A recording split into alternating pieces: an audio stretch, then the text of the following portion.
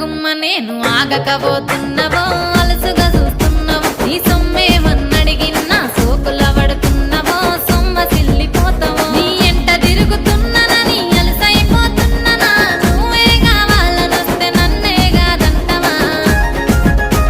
ఓ పిల్లగా ఓ పిల్లగా యహో పిల్లగా ఎంకటేశు చూడకపోతుంటవో కానకపోతుంటవో నా పిల్లగా ఎంకటేశు చూడకపోతుంటవో కానకపోతుంటవో